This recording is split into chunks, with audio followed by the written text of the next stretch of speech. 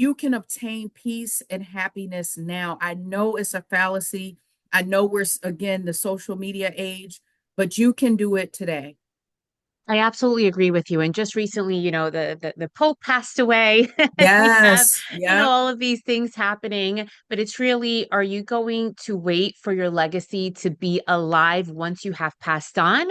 Or can you Right. be creating your legacy right now and live in it and teach from it and help others with it? It doesn't have to wait until you're no longer on this earth. It can be That's right. happening at this moment.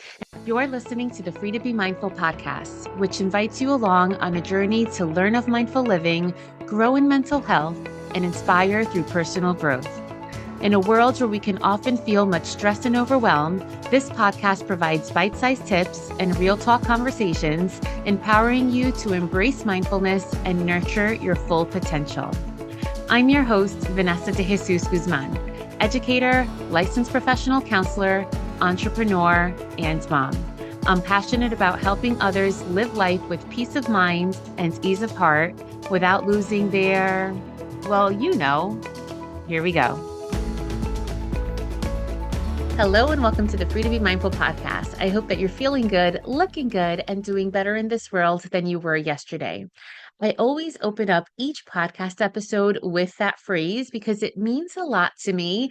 And I feel as though this episode really encompasses those three things: feeling good, looking good, and doing better in this world.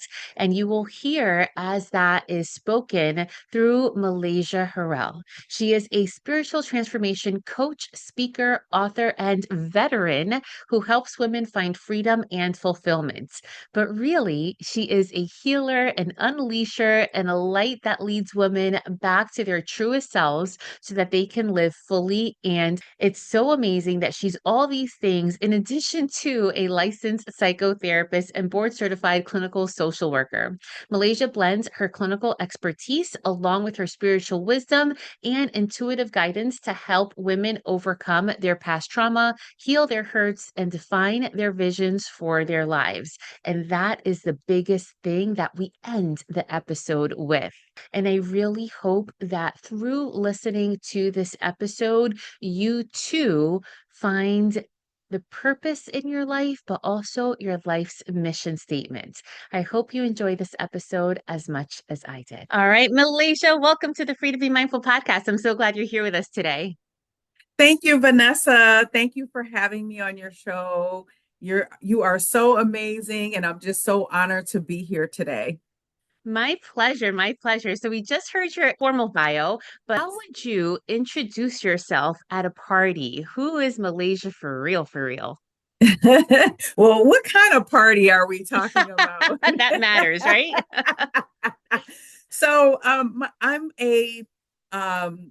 I'm a very newly minted retired veteran after 20 serving 20 years and 8 months of service. I am a psychotherapist by trade. I've been doing psychotherapy for almost 30 years now. Can't believe it. And I'm a spiritual transformation coach, and I own a company called Blissful Life Consulting, where we provide holistic wellness solutions for corporations, organizations, individuals, groups, so that people can thrive in their own environments. And of course, I'm a speaker and I speak all over the world. And I've just accomplished so many things like you and many of your listeners. And again, I'm just so happy for this opportunity. I love it. And first and foremost, thank you for your service. And I love Thank to see you. women doing their thing. And what an interesting story, because you don't hear that as often, as somebody who gave so many years of service in the military and then to go to psychotherapy. So tell me more about like how that happened and how your heart guided you to those decisions. Well, let's see. So I started doing therapy first. Once I graduated, I had done several years in junior ROTC in high school, and I was very patriotic. And, I remember being a little girl and my mom not having money for me to be in the Brownies and the Girl Scouts and all of those things. And I really admired that. And so later on, when I needed to make the decision, I decided to do junior ROTC. I did 2 years of ROTC in college. And the mental health piece also was kind of in alignment with that. I knew there was a higher purpose for my life. I had grown up with a lot of poverty, a lot of Mm. abuse, serious abuse, all different types. And, I wanted to make an impact in the world. So I knew at a very young age that I wanted to make an impact. And I, wore this mask for many years because on the outside, I needed to appear perfect to the Right. world. And I just thought that bringing, the service into the mental health realm, I wanted to figure out, what was going on with my mom. She experienced, she had a lot of mental illness that she experienced and, Hmm. addicted to pain medication, all types of things like that. And so when 9/11, ultimately 9/11 happened, right? And that day, I was trying to figure out after I got my master's in clinical social work what I wanted to do with my life. And I was going to go Okay. into the FBI or I was going to do federal probation because I had worked in the prison system and I wanted to do prison reform. So I was trying to figure out what I wanted my life to be. I wanted to have some sort of service. And when 9/11 happened, I knew that day, I said that day that That was I was it. going into the military. Wow. Wow, that Hmm. is amazing. And I get chills because, everybody remembers exactly like where they were and what Yeah, happened. And absolutely.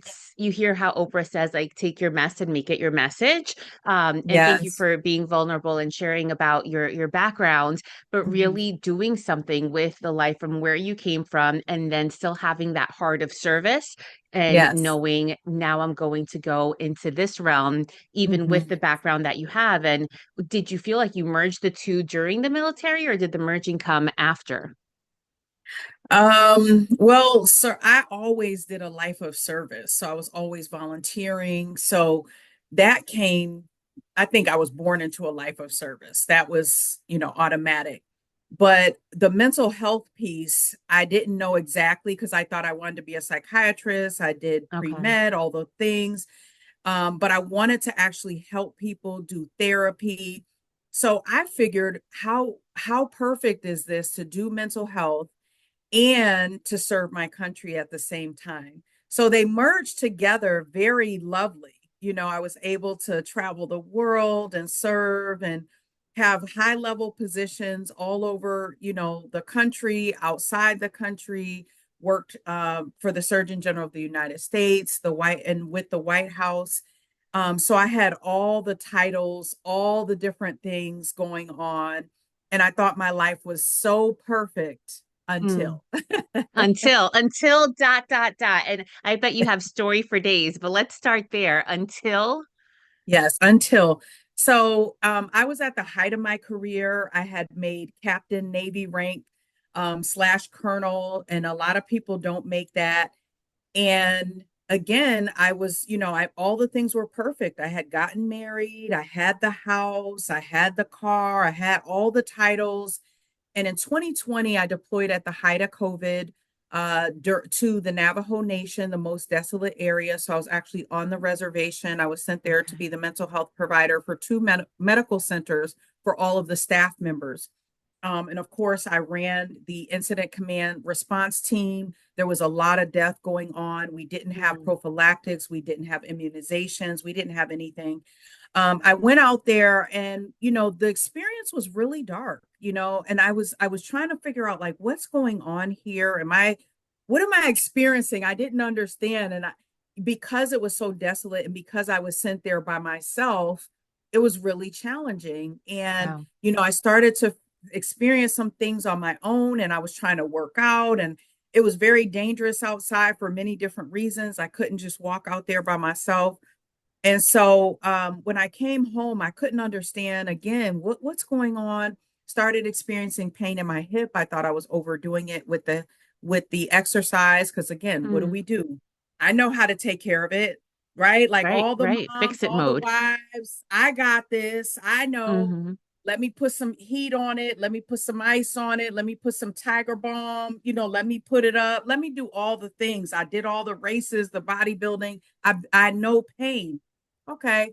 So eventually got hospitalized because one night I got up and I couldn't walk. I crawled to the bathroom, still didn't want to wake my husband up. Again, doing everything. I'm all You're things, taking care of it. right? Like any of us. And so I couldn't pick myself up. My husband comes in the bathroom. I'm crying on the floor. He picks me up. Ultimately, I was hospitalized, and after 4 days, they came in the hospital, or they came in the room, and they said, "Captain Harrell, we can't find anything. We're sending you home today." Now, at this Wow. time, I knew I was dying, Vanessa. Like I Wow. already was making amends with God. Like the pain was extreme pain. You know, those people who've given birth, I'm sure it was either on that level or higher because I was Mm. actually making amends. Like I knew that I was passing. And I have people in my face telling me they can't find anything. And I said, okay, well, you can euthanize me. They sent in the psychiatrist that said they were going to evaluate me. And actually, I couldn't be a patient because at this time, when I did ask for help, help wasn't being given. It was like, hey, we need to bring in the psychiatrist. So I couldn't even be a patient because I had to talk like a provider. Like, no, no, Wow. no, I'm not crazy. Here's what's going on, you know, and saying all the medical terms and everything. So I told them they could euthanize me, and so they did one more test where they took a sample of my hip, and I had sepsis. So those of And you they who are didn't realize it familiar, before. they didn't realize it. Wow. Wow. So you're So going to say those of us who are familiar with sepsis?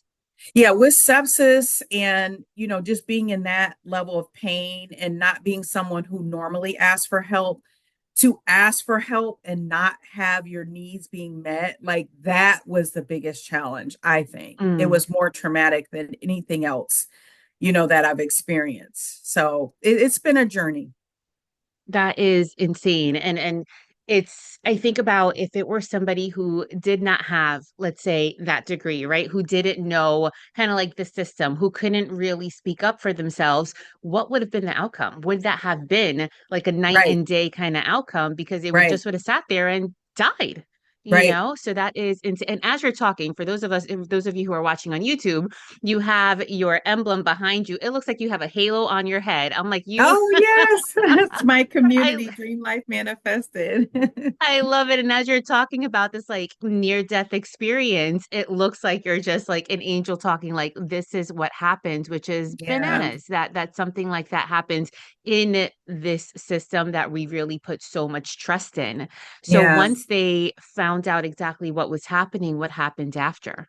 So when they did that sample, they came in, they're running around, and it was very scary because they were rushing me into surgery. So me and my husband didn't really understand what was going on. We didn't know about the diagnosis. And I will say it was a very scary time. And I agree with you that, you know, there are so many people in this situation. And that's why I believe that it's important for me, especially as a practitioner, to be honest and vulnerable because many people don't tell their stories. Many people don't survive these circumstances because had I went home, I would have died in days, if not that same day. And so it's very important for us as providers to share our stories and be authentic. Everyone thinks that everyone has it going on. You're in this social media age.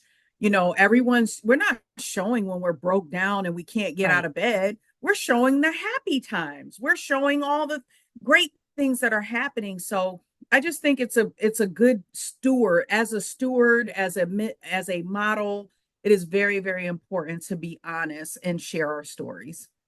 1,000%. And I feel like when we go to school and when we learn from the book that was written by people who do not look like us, That's we're right. taught to be that blank slate as mental That's right. health, practitioners in whatever format.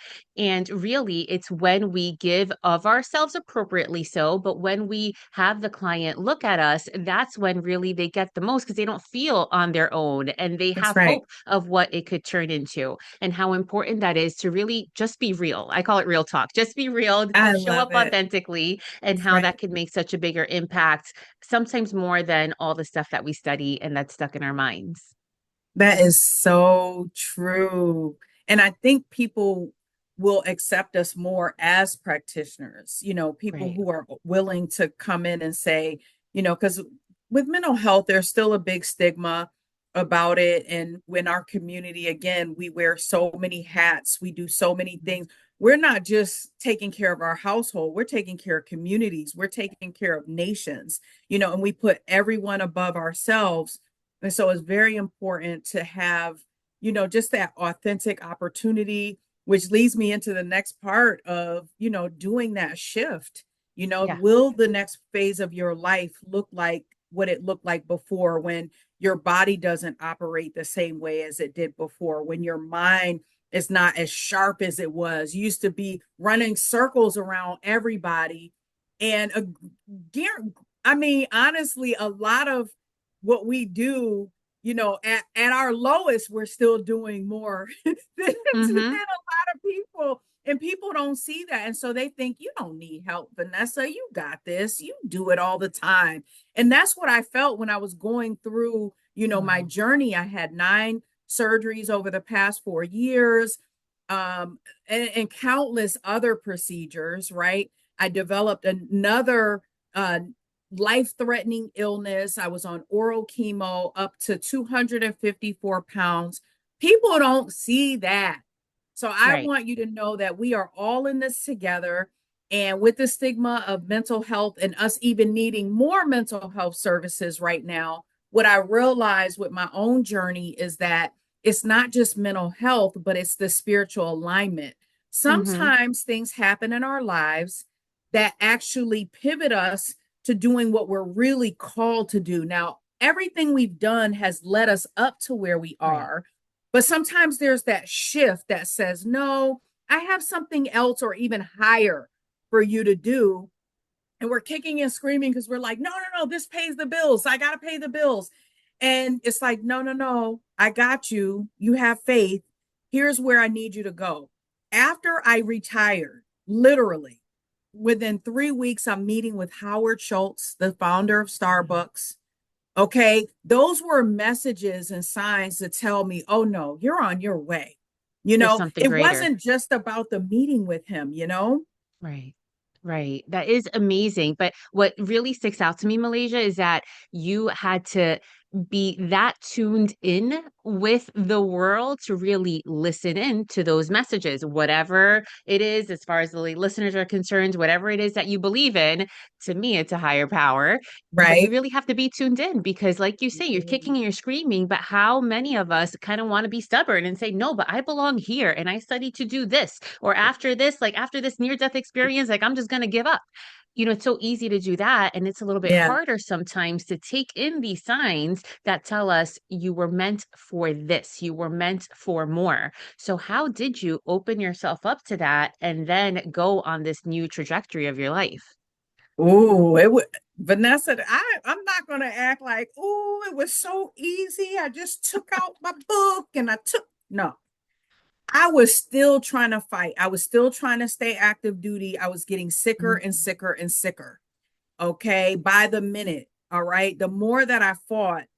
So at one point, I just had to surrender. That was the ultimate. You mentioned Oprah earlier. That is the ultimate form of obedience, is surrender. Mm, And because I had nowhere else to go, I'm 254 pounds. I can't even dress myself. I couldn't take showers, all these surgeries. And so it was like, okay, God, I can't live like this. I'm not going to live like this. Like, right, either I'm here or I'm not. I'm not one of these people who just wants to live and breathe. I remember being a correctional officer before I went in the military. And when we did count at night, we had to have living, breathing humans. Okay. So it wasn't just a count of bodies, it was living, breathing. But if right. I'm There's a just difference. living and breathing and I'm not thriving, I'm not living in my purpose. So Hmm. it was the ultimate surrender. I decided, you know what? I have no other choice. I have nowhere else to go. Either I'm going to live or I'm going to die. So Yeah, since I'm still here, there must be a reason for it. Let's try to be obedient and figure it out and be open to the unfolding. And that's what I did. I listened to The Power of Now. Again, I couldn't read. I'm on all these meds. I'm Wow. loopy. I wasn't even myself. I don't even know who I was.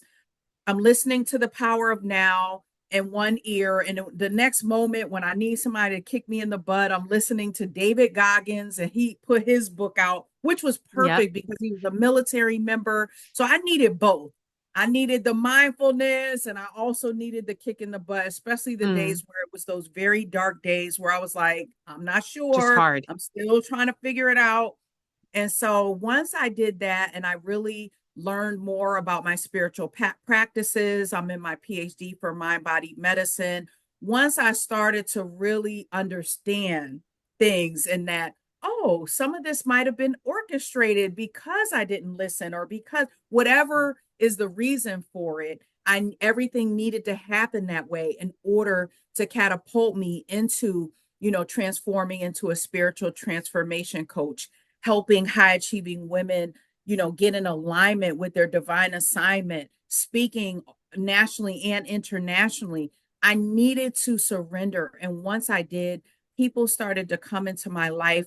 The doors started opening, like the gates open, and I really believe that you can have heaven on earth, because a lot of people believe that, oh, it's not until, I pass and I transition or ascend is that these things are going to happen. But what happens is that makes you believe that I need to suffer complete suffering, and then when it's Right over is before. when I'm going to be happy. So that's why a lot of people take their lives. That's not the Mm, case.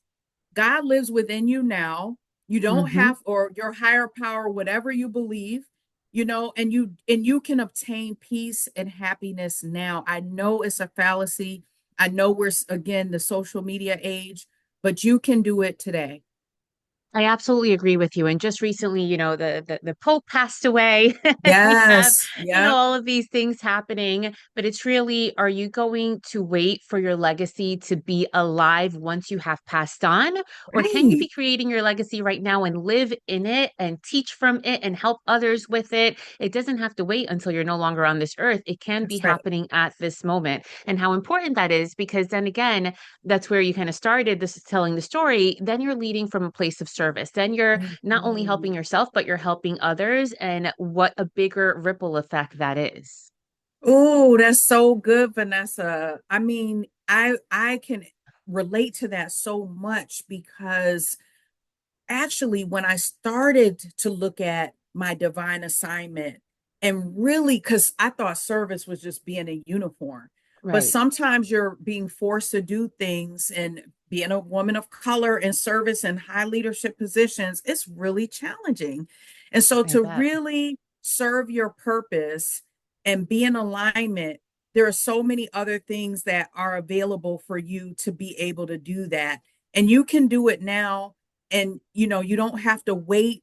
Your legacy is today, Yeah. living in that, being of true service, but being of service what God has for you, and not just what society or your family or your friends or your coworkers think. That is so important, and that is a huge mind and spiritual shift that needs to happen. And if you're not at peace in your life right now, that means that some things are going to change once you decide to be obedient to what that calling is. Yeah, 1,000%. And as you're listening to what's out there for you and making these changes and then leading again from a place of service, how Mhm. is it that then you've taken care of yourself? Because we were chatting how so often as women we leave ourselves for last, and then we don't have the things that we're really looking for because we're looking Mhm. into pouring into other people, but we forget about ourselves. So how Mhm. is it that you keep that at the top of mind for you and then for others? Well, woo, this is so good because listen to this. When you're forced to be sat down or laid down and you can't even, I mean, literally two hip replacements, can't walk on a walker, you have not, you're like, how do you do it? Sometimes you're put in that position where you just get sat down and you can't even get up. So you have Mm, no choice but to be obedient. And guess what? Now you have an opportunity. It right. seems like, oh, my life was torn apart. And it was. but it was clearing out the clutter for what I needed to do. And so, in order for that to happen, I said, you know what? Let me build my life the way it needs Mm, to be built so I can take care of myself. So there's an opportunity there. You can literally recreate the entire wheel. So I incorporate all the spiritual practices and the healing and everything that I did to be where I am now. I incorporated those into my daily life. So I get up, I meditate in the morning. And granted, there was a lot that I did. I went to different workshops and retreats. I went to Sedona, Arizona. I went to California and experienced this technology that simulates like the plant medicine, okay. psychedelic experience where you don't ingest anything. But that it's not until you remove the fight or flight aspect of your life, like just living and thriving on that energy and just, not being in tune with your divine power, your divine self. And so it's not until you really sit down and you're quiet and you're actually able to use tools to get there, because you can't just sit down and do this, especially if Right. you've been that person. And so it wasn't until that happened. So now I incorporate visualization, self hypnosis. I got certified in hypnosis therapy. So I incorporate those things into my daily life. I learned to say no to the things that are no longer serving not only me, but my purpose. So once you Mm, define what your purpose is, what your mission, every business have a mission. The military had a mission. We don't have mission for right. our For own lives. ourselves. Write that mission statement, that vision statement for your own life down. And guess what? You're going to see how many things that you're doing that don't align with that anymore. And Yeah. so it's going to be a lot of grief that is associated with this shift.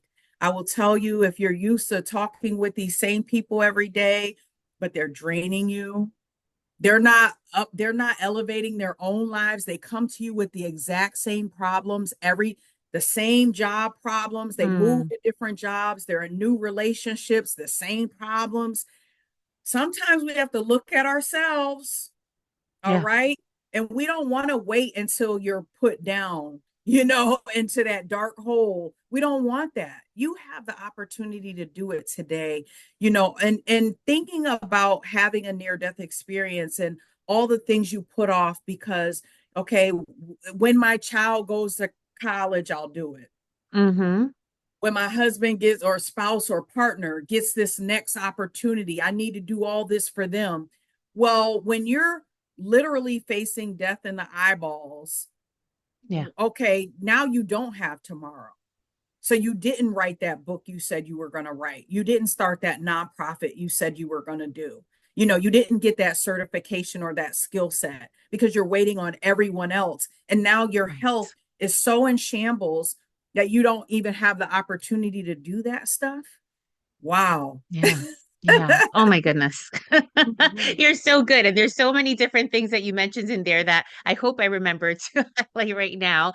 Yeah. Starting with when we're in that fight or flight, and it doesn't mean doesn't have to be for the listeners a near-death experience. It can Yeah. just be that everyday rut, the groundhog feeling, the not feeling fulfilled, the oh my goodness, like here they come again, or here I have to do this again, just that feeling of not feeling okay and that go, go, go, because we think that that's the way to live That's until right. we kind of slow it down and put ourselves first and just stop of the doing and be more of the being until that happens and we can't take in that those messages and those signs of like what is it that I'm supposed to be doing, what is it that's not serving me, and how what is it that I need to pay more attention to so that I can feel better, not just in your mind, not just physically, but in your heart and in your soul.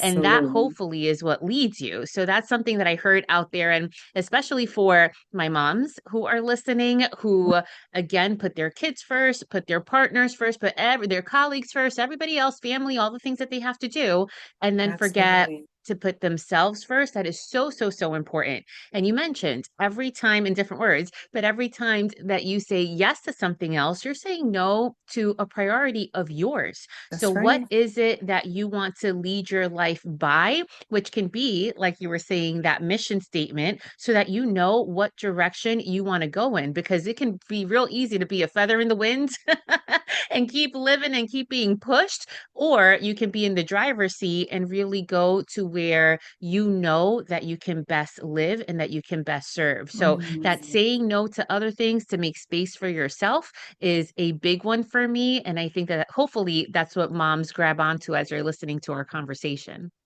Yes, that is so good. Oh, everything that you said. Seriously.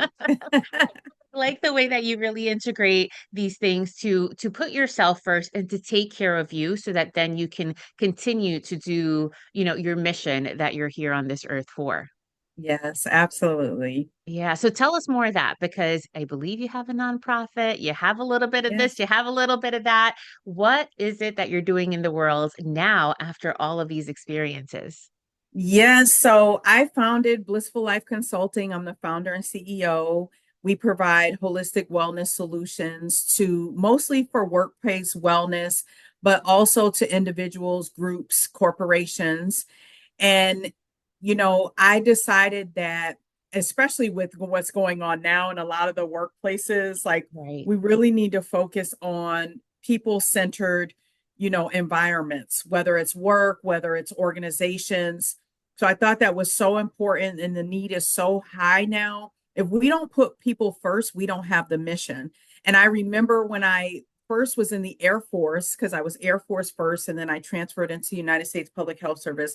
The mission was service before self and excellence in all you do. Service Mm. before self, Vanessa. Service before self. How do you do that?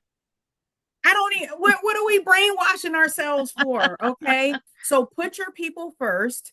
All right. And so with the nonprofit, we provide those services, to specifically veteran women, because those are a Mm. population that is very underserved. Most Yeah. of the resources are for males, right? Because there's more males in the military, which is understandable. But knowing what I know and experiencing what I experienced, I realized that no, there's a huge need for resources for veteran women specifically. So we provide Yes. those wellness services and support for veteran women, to include mental health. We do mental health services as well, because some people, especially with the insurance being able to pay, Right.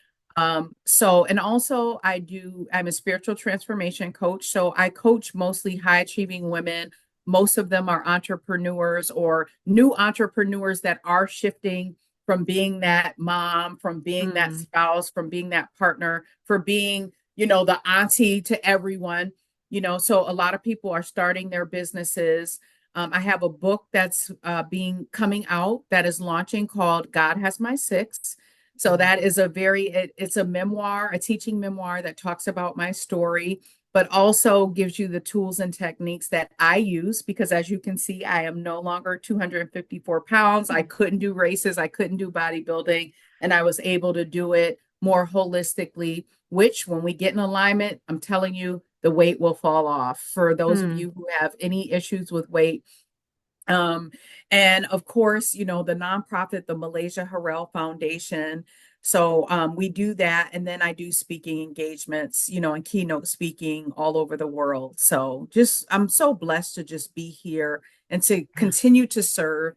And for our veteran moms who, you don't know how you're going to balance it. And just even with the mind shift of how can I serve outside of uniform, this is for you. You can continue to serve no matter what uniform or outfit you're wearing. Now I get to be a little bit more cute.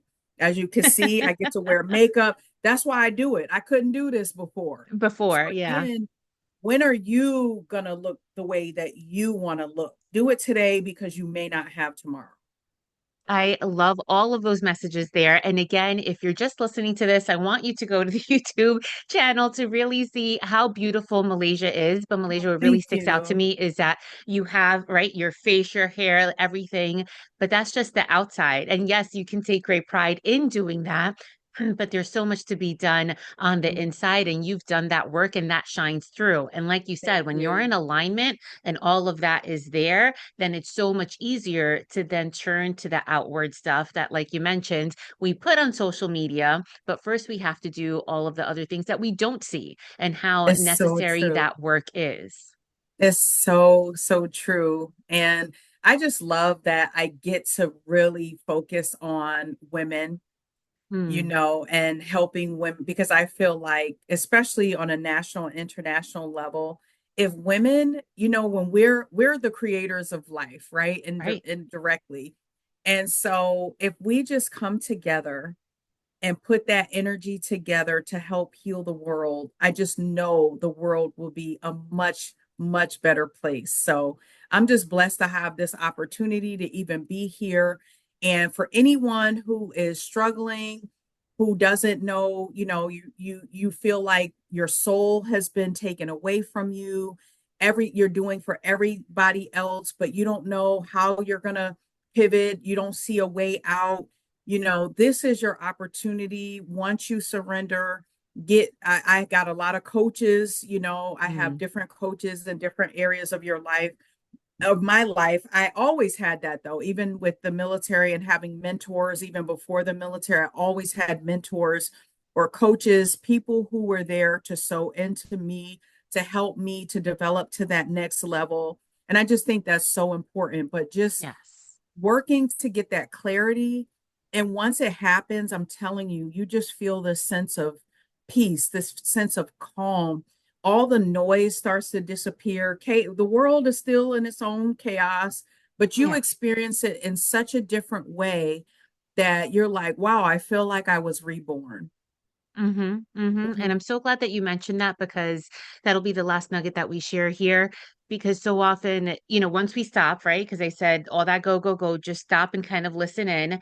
But then sometimes we don't have the tools all ourselves, and that's okay. But when we don't, let's seek out the help that we know that we may need from whomever it is that's going to understand you best, right? That's Because so that's a right. big thing too, not just like seeking help anywhere, but where are the people who are going to understand you and your story? So, Yes. whomever would like Malaysia's help will be sure to include all of those links in our show notes because if you feel called here to either whether it be the coaching part or whether it be like even reading the book, something, I know the work here that you're doing is really helping so many other people. And with that being said, if you could be remembered for one thing from your time here on Earth, what would that thing be?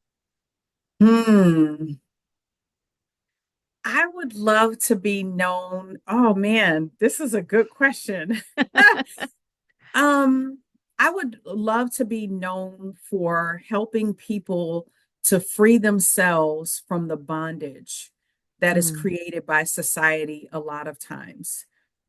I would just love for people to just literally feel free in this life, in this body right now, and not feel like you have to wait for that opportunity and helping people to get in alignment with being known for helping people to get in alignment with their divine assignment.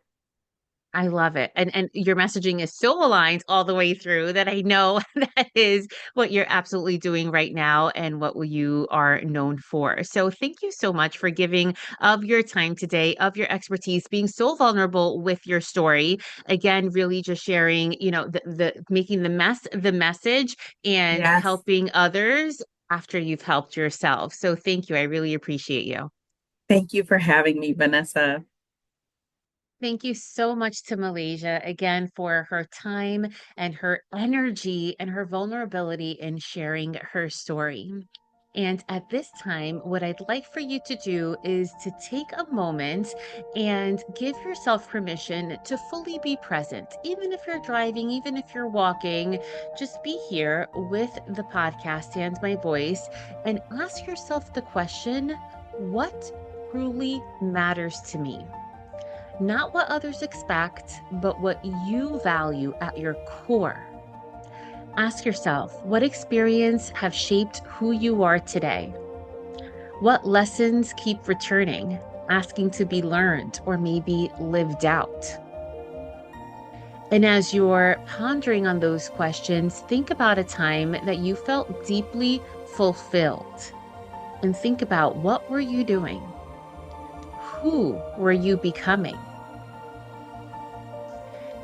Malaysia mentioned having kind of a mission statement for your life. And to create that mission statement, we must reflect on these types of questions, especially answering the question, what do I want to stand for in this world? And what impact do I have? What impact do I want my presence to make, whether they be big or small? Know that you don't have to be the next Oprah. Know that you don't have to be the next Pope. You have to just be the best version of yourself.